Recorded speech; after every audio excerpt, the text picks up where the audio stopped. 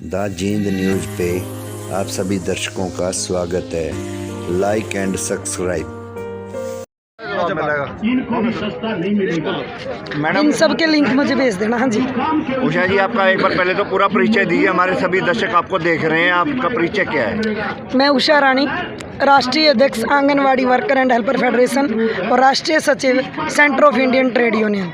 और मेरा असली परिचय है, मैं एक किसान की बेटी हूँ, एक किसान परिवार की बहू हूँ और मैं एक महिला किसान हूँ। आप किसान हैं, आप इस आंदोलन को किस रूप में देख रही हैं? ये आंदोलन सही है या गलत है? ये आंदोलन बिल्कुल सही है। ये किसान आंदोलन आज जन आंदोलन बन चुका है और मैं इस जन आंदोलन के रूप से इसको देखती हूँ। जन आंदोलन के रूप में आप इसको देख रहे हैं। जैसा कि पीछे कुछ समय के लिए सरकार ने इंटरनेट को बंद रखा और आज आप रोड जाम कर रहे हैं, इसमें तो दोनों में ही पब्लिक का ही नुकसान हो रहा है, तो आप इसको कैसे कह रहे हैं आंदोलन सही है?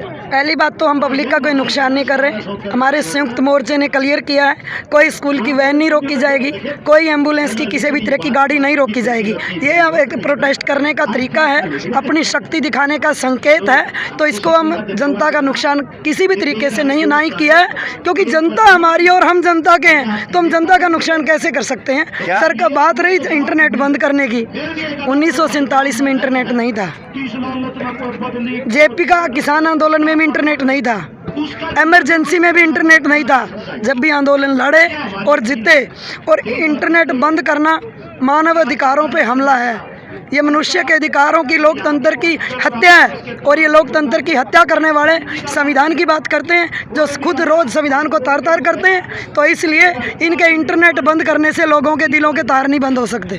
जैसा कि आप कह रहे हैं अभी लोकतंत्र की हत्या, इंटरनेट को बंद करना, क्या किसी ने इसके ऊपर आवाज़ उठाई? आप कानून के ऊपर बोल रहे हैं, तो इसके ऊपर क्यों नहीं बोल रहे आप? इसके ऊपर क्यों नहीं आवाज़ उठाई?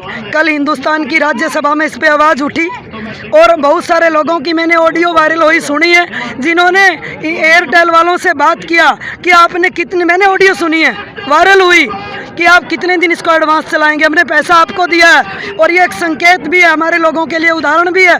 आज सरकार के प्राइवेट अदारे के बस में इंटरनेट है, सरकार ने बोल दिया, बंद कर दिया। और जब ये हमारी APMC मंडियाँ, हमारे खाने, हमारे दाने प्राइवेट हाथ में आ जाएंगे, तो ये जब चाहेंगे हमारी रोटी भी बंद कर सकते हैं। तो इससे हमें एक सीख लेने की भी ज़रूरत है। जो ये 3 घंटे का चक्का जाम आप कर रहे हैं, क्या इससे सरकार के ऊपर कोई असर पड़ेगा?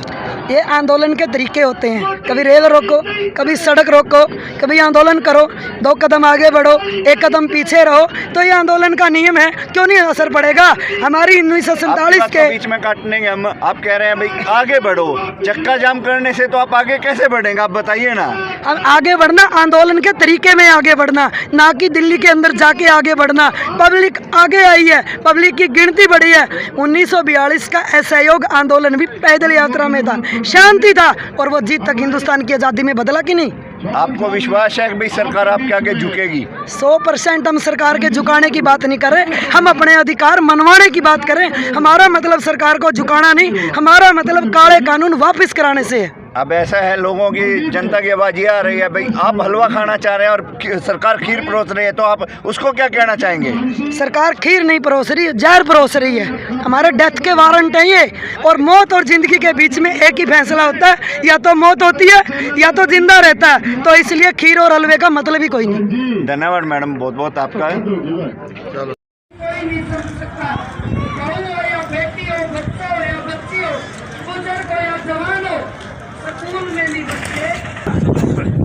तो जब हरियाणा और पंजाब इकट्ठे थे, देश की आज़ादी हुई, देश के 121 लोगों को फांसी हुई, तो 93 पंजाब और हरियाणा के थे। जब नहीं बोलिया गुजराती तने कि भाई गुलामी कर ली हरियाणा पंजाब ने, दर्द क्यों हो रहा है, तुम एकले फांसी क्यों चढ़ो हो? गुजराती भी चढ़ जाएंगे, तो वह लिस्ट जारी कर देने जो गुजराती फांसी कितने चढ़े थे। ठीक है, हम सलूट करते हैं सरदार वल्लभ भाई पटेल को, पर सरदार वल्लभ भाई पटेल ने तो इस RSS गैंग पर बैन लगा दिया था जब इन्होंने गांधी जी की हत्या करी थी। तो इसलिए जो लोग आज बोल रहे हैं हम देशभक्त हैं, इनका जो सबसे बड़ा गुरु है ना, वो तो माफी मांग गया था। और हम तो भगत सिंह के वारिस हैं, उधम सिंह के वारिस हैं। जब हरियाणा और पंजाब एक था, यो खटकड़ भी पंजाब में था, तो सुखदेव भी पंजाब का, उधम सिंह भी पंजाब का, देश में सबसे छोटी उम्र में फांसी चढ़ने वाला करतार सिंह सराबा भी पंजाब का, भगत सिंह भी पंजाब का और शेर पंजाब लाला लाजपत राय, जिन्होंने साइमन कमीशन वापस जाओ, यह आज जो हमारी मजदूर यूनियनें बनी हुई हैं का विरोध करते हुए ये इनसे टकराएंगे। हम तो सर छोटू राम के वारिस हैं, जिन्होंने बार्गेनिंग अंग्रेजों से भी की थी गेहूं के दाम की। तुम नहीं करोगे हमसे बार्गेनिंग, तुमको सबक सिखाएंगे। और शर्म आती है दुष्यंत चौटाला से, जिन्होंने ताऊ देवी लाल का अपमान किया, उसके नाम पे वोट लिया, जो किसानों के मसीहा थे, उसने उस किसानों के मसीहा को शर्मसार किया। ऐसे पोते ने उसके नाम पे वोट लेकर के, और दुष्यंत चौटाला गद्दार खड़े हो गया, उसको शर्म नहीं आती। तो इसलिए हमारा जो ये आंदोलन है ना इसके बहकावे से रुकेगा, ना इसके इंटरनेट बंद करने से रुकेगा।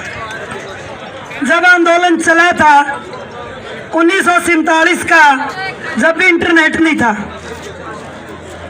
जब भी बिना इंटरनेट लड़ा गया था, और जब 1975 में इंदिरा गांधी ने इमरजेंसी लाई थी, हम छोटे छोटे थे, हमारी बूढ़ी दाई दादी कुत्ते लेके गई थी, मेरा ही भी याद है। तो जब भी इंटरनेट को नहीं था, इमरजेंसी का जवाब भी दिया था लोगों ने, तो इस दूसरी आजादी की लड़ाई का जवाब भी लोग देंगे।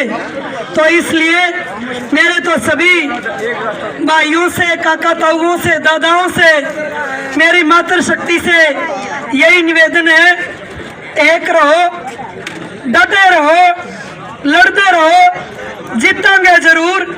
इतिहास इस बात का गवाह है, कोई भी संघर्ष है जो वो हमेशा लड़ाई से ही जीता गया। देश की आजादी की लड़ाई 1857 में शुरू हुई और 1947 में जीते। 90 साल लड़े थे हमारे लोग, 90 साल। तो इसलिए ये बड़ेखा निकाल दे, दही के बड़ेखे में कपास नहीं खावे। अरे तो कई पार्टियों का नामो निशान खत्म करे हरियाणा के लोगों ने, तो इसलिए अब जेजेपी का भी नामो निशान खत्म होने का टाइम आ गया। तो इसलिए वो समझ रहे बीजेपी तो बुलबुले खाए गई थी, तो इसलिए लोगों ने इससे वोट बीजेपी के खिलाफ दिए थे। यूं नहीं कहा था कि तू जाके न उसकी गुलामी कर लिए। तो इसलिए इनको समझने की जरूरत है। आप सबने बेरा होगा, हिंदुस्तान में रेल 1853 में चली, अंग्रेजों ने चलाई, वह भी सरकारी थी। मेरी मातृशक्ति को 60 की भी है, 70 की भी है, मेरे बुजुर्ग भी हैं, 80 साल तक के भी हैं। कदर रेल प्राइवेट सुनी थी? इसने रेल बेच दी, जहाज़ों के अड्डे बेच दिए, बसों के अड्डे बेच दिए, समुद्री जहाज़ों के अड्डे बेच दिए। किसान बचे थे, बिजली बेच दी, किसान बचे थे। अब किसान की भी बोली ला दी अंबानी और अडानी पे। तो इसलिए हम रोटी याद है, सारी चीज दाने की लिया कर दे, सब्जी भी दाने की, बाल काटने वाले के भी दाने, बस वाले कमार के भी दाने, मोची वाले के भी दाने। हम तो किसानों का सब कुछ गांव में कमाया कर दे और बांट के खाया कर दे। जिस पे जो चीज थी वो दाने के बदले लिया कर दे। अगर हरित क्रांति लेके आया हरियाणा पंजाब का किसान, तो किसके लिए? देश के लिए। जब देश के नेता लाल बहादुर शास्त्री ने कहा जय जवान जय किसान,